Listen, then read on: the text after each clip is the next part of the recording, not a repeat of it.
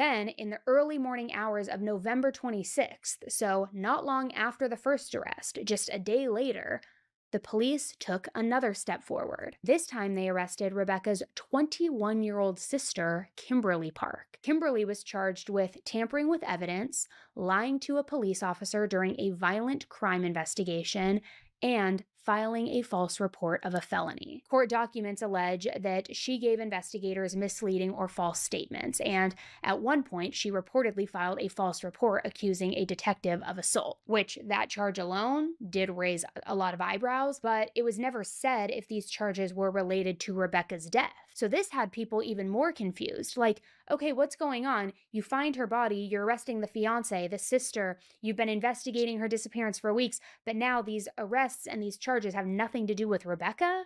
What's going on? And the thing was, the bail amounts that were set for them, they reflected just how seriously the courts were viewing these allegations. Kimberly's bail was set at $750,000, which that is an unusually high amount for charges like lying or tampering with evidence. Meanwhile, Richard's bail, the fiancé, that was initially set at $1 million. So really, this just once again shows how truly severe the court was treating these drug-related charges.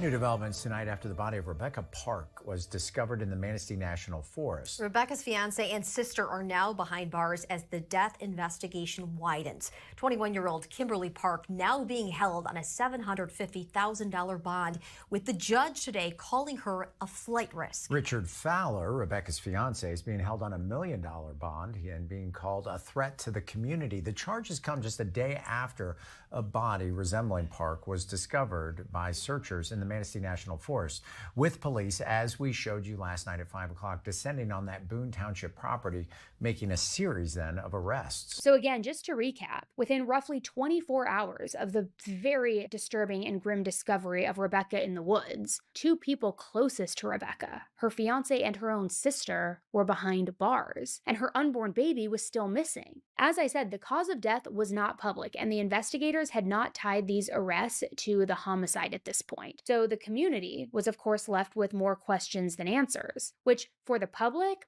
this is where the case really pivoted from confusion to chaos. Because by this point, the issue wasn't just what the investigators had shared, it was what they hadn't shared. And for some people who were following the case, it started to feel less like confusion and more like intentional restraint. Almost like the investigators weren't ready to tell the whole story yet because they were still building it. They were still getting all of the pieces of the puzzle together. And of course, too, a lot of people speculated that these first arrests were made simply to get these people who could have been involved into custody.